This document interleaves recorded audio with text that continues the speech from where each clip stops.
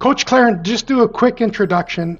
I did an introduction for everybody else. Do a self-introduction, and you are currently in South Africa. Yes, I'm traveled between South Africa and Hong Kong.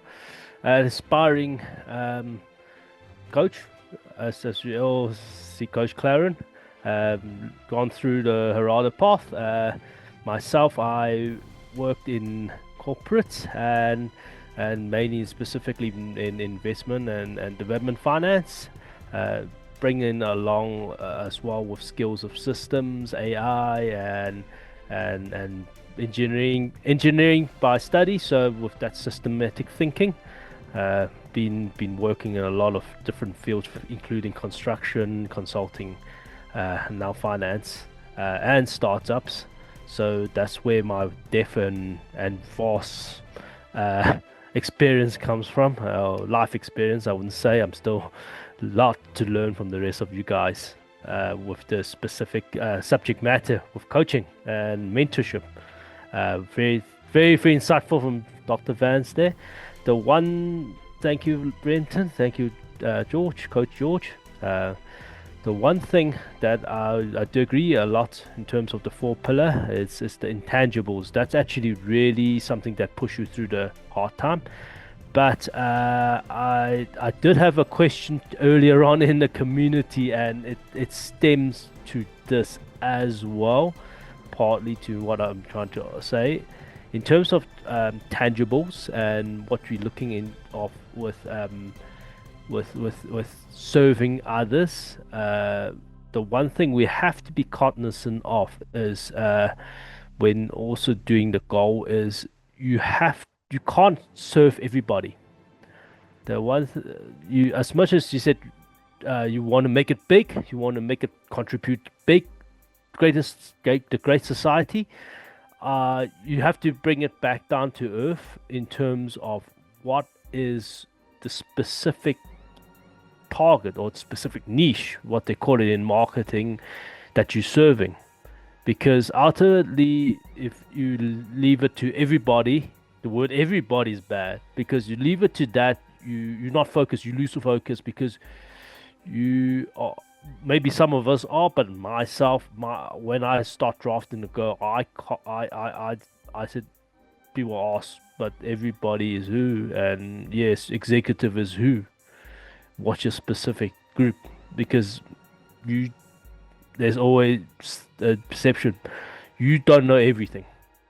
So unless you have to be specific to the field and think that you say, let's hit that because I know I've got personal experience in that, and that's where I think I can contribute and make the best impact currently. I'm saying you can't, it's not like it's forever, but this is the current point or purpose that I can contribute. So that's the big comment that I have on that point. Oops. Something's wrong there. Okay. You don't understand how much that kills me for editing. Okay. Are you coming back, Coach Claren? He's gone. All right. One of the questions I would ask, maybe Vance, is which of the 4 legs did you see people struggle with, or which ones did you struggle with? And why do you think that is? You said which ones? Which? Yeah. You have the goal. The goal was easy. Right. You already know what you want to do, but which of the legs did you struggle with the most? I would say probably the one that I struggle with the most is the social media, the one on the social media. And the main reason is because not that I can't do it, because I have a system in place to be able to create. I do a lot of quote posts and stuff like that. I need to do more videos, but I do. The part is it's really just kind of sitting down and putting the time, setting assignment aside to do the videos. And I struggle with it because of I honestly have a love-hate relationship with social media. It's like I really, in reality, when I'm being honest with myself, I despise it. But it's one of those things where you just have to look at it from a different perspective, where it's like one of those necessary evils, especially in this world where people want, like, you have to, it's almost like if you don't, if you're not posting, the lights aren't on.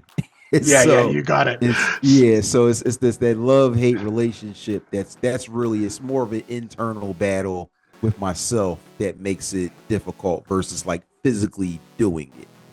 Yeah, it's almost like setting up a LinkedIn group saying, look, we're going to get off the grid. Everybody join my social media group to know how to do it. It's like, okay, but you're not off the grid, are you? But I want to get off the grid if I could, right? Right. Yeah, it's impossible. Yeah, it's really impossible. So that's probably the one that's definitely the one I struggle with. So that's the goal. And what legs did you struggle with? Tangible for yourself? Tangible for others? Which leg? Probably tangible for myself, I would say.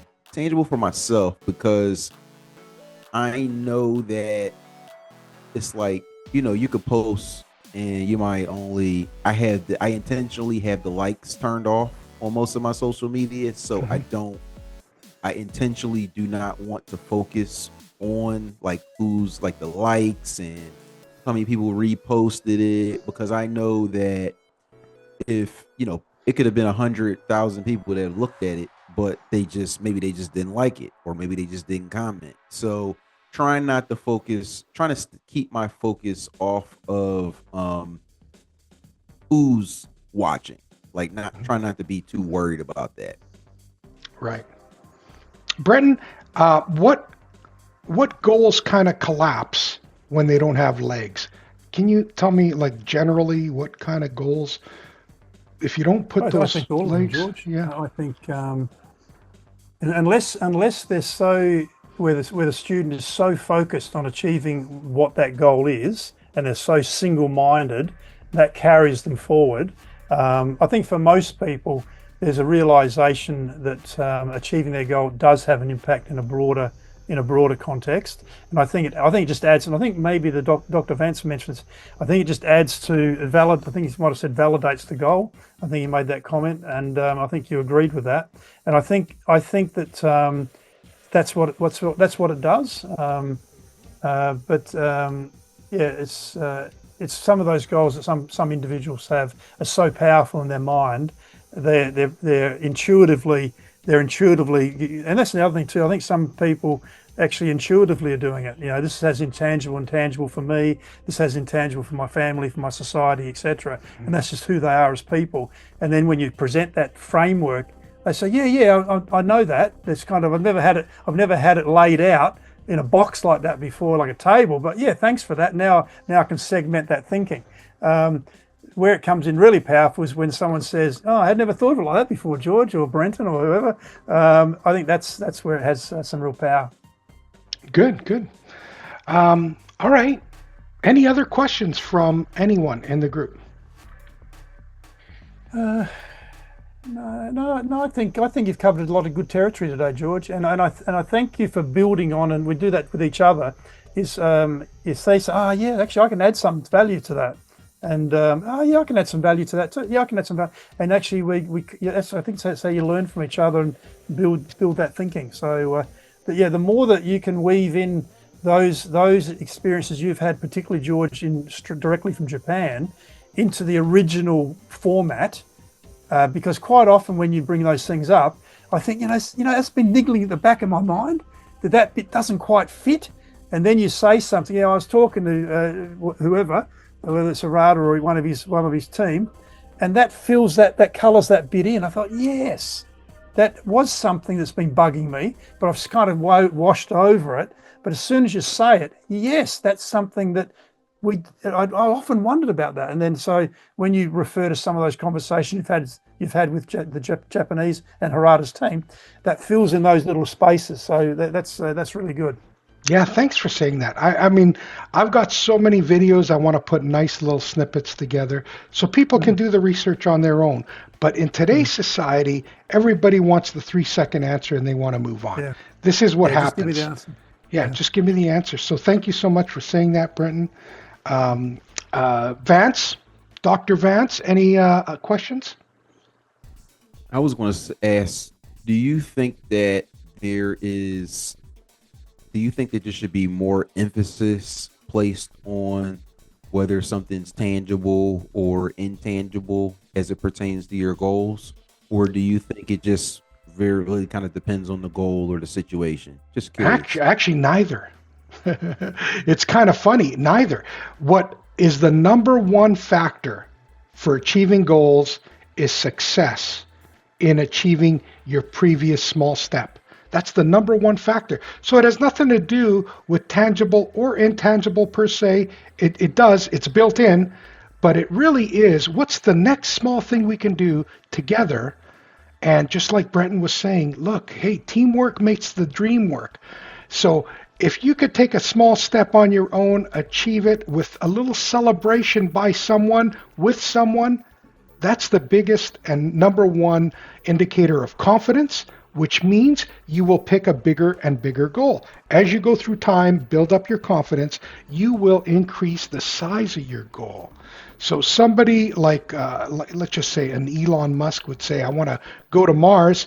And when he used to talk into his group of people, his circles, and he'd say something like that, they all thought he was nuts. Okay, well, that's understandable. Why would anybody want to go to Mars? I mean, you want to come, and in the cold, Winnipeg was 52 Fahrenheit the other day, below. Okay, so come here. Don't go to Mars. The confidence level in yourself, as it increases, you get to pick a stronger and stronger goal. So just like yourself, Dr. Vance, now you've been working on this book for 3 years. You're going to make it happen. I know you are. But why is that? Because you're taking small incremental steps towards making that happen. And you got to choose. One of the things I think we don't do is we don't say no often enough. You got to choose where your efforts go. So in many ways, we say yes to everybody around us. Do you need help? Yes. Okay, good. I want to help you. I want to do this. I want to do that. I want to help everybody around me. So do I. But not at the sacrifice of achieving your true potential. Okay, and that has to be a balance between set the right goal in the right time, but as long as that generates creative energy, like a creative tension towards that goal, you're going to do great because you're going to want to get up in the morning. I want to do my workout or whatever it is. I want to achieve this. And as you start making it happen, your confidence builds and your goals will go further and further out into the future. I don't know if I answered that. Do you have a different answer, Brenton? Probably from a slightly different perspective. My answer would be, it depends a bit. There's two parts. Part A, I think it's fairly even. In my mind, it's a fairly even spread, Dr. Vance, a fairly even spread across the four quadrants, or tangible, intangible, etc. But I do find, depending on who the student is, some students are more introspective, and they tend to fill out the intangible. Some are more focused on where's my new the next shiny thing. They tend to go that way. But I think I would say, in my mind, it should be but an even-handed across all four. I wouldn't be saying this is the most important, but what tends to emerge is the character of the person you're dealing with. If all they can think about is the personal tangible, that's new information. Intangible, what's that? And so you can kind of not educate, but you can kind of shine the torch down those paths. All right, I'm going to leave you with one more thought. Yep. From Japan, as you said this, Brenton, you're right. We work off each other really well. One of the sayings that I got from Harada was, make sure your cup is right side up as a student. Be willing to be filled, not, upside down cup where everything you hear, you just discard. So keep your cup right side up. All right, we'll see you guys next time.